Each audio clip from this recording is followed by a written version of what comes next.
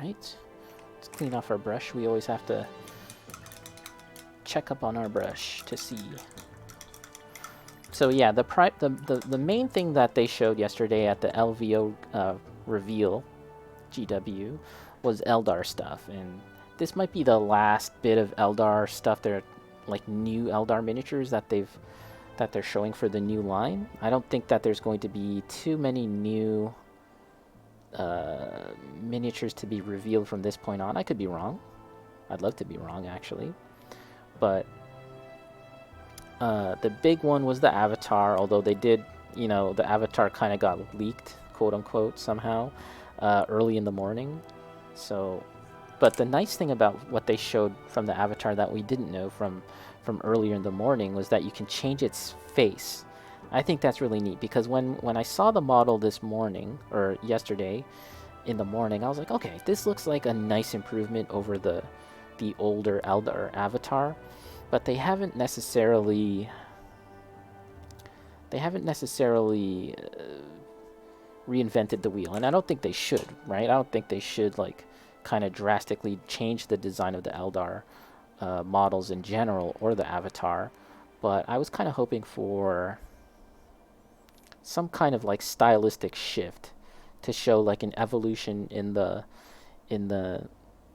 way that they've conveyed and shown the models. And what I mean by that is, let's take a little moment. What I mean by that is, if you take a look at, let's take a quick look here. Look for my old, where's my old Guardian? Ah, here we go. Here's an old Guardian model, right? This guy right here. From the 80s.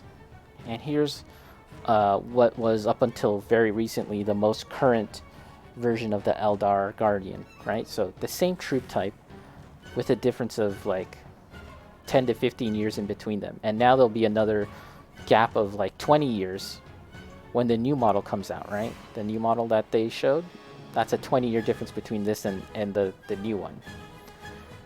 But look at the difference between these two. So the 80s and the early 2000s, right?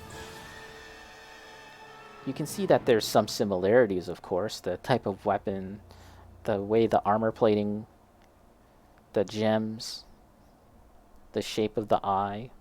But other things are wildly different, like the crest on the head, the conical helmet. And then there's finer details like the shuriken catapult, which I've discussed before. There's like this tubing for the shuriken catapult that's attached to the forearm. There's the cartridge is right here, kind of like an automatic weapon. And then this one has like a canister, like a Tommy gun or something. So also, this model, the older model, has like canisters and like a small gun holster. Smaller details that make the model look more like an individual, I suppose.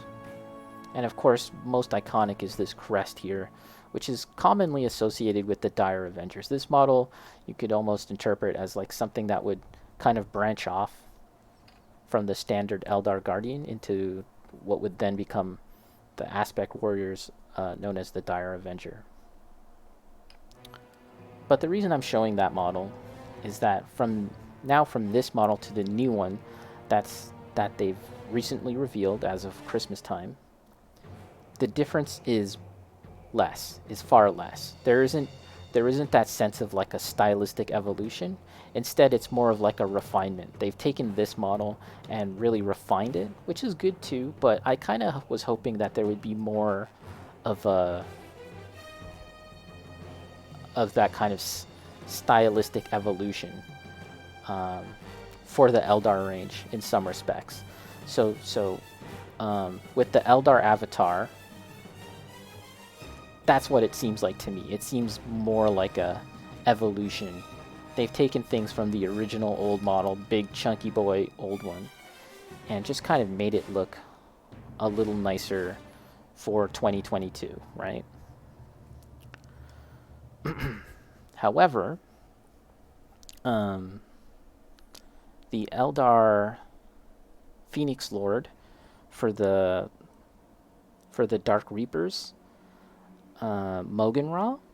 That model floored me when I saw it. I was like, holy crap, this guy looks awesome, and this is what I was hoping for. Because that is a model that has taken aspects of the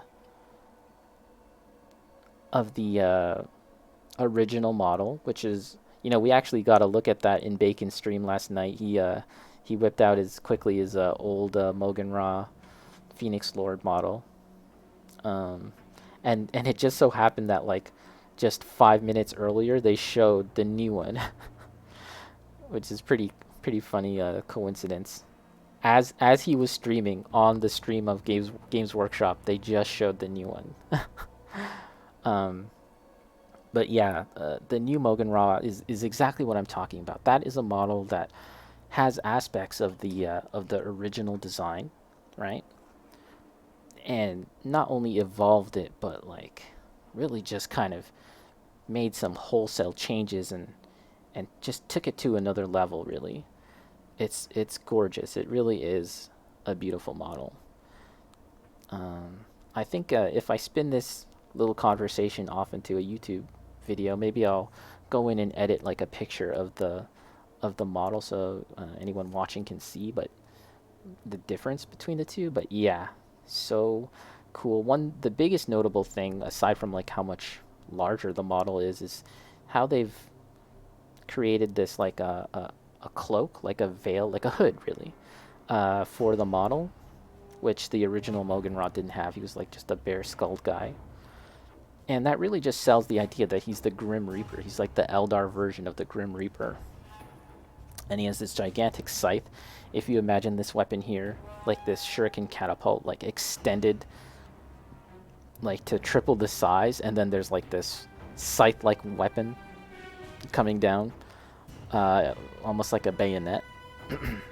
That's what that guy is. He's death. He's death. Very cool. But yeah, really that was like the main model that really kind of was like, oh wow, this is what I want from the Eldar. Like a big stylistic change, not a big stylistic change, but a change that still feels in keeping with the traditional models that we've seen with the older models, but like also an evolution.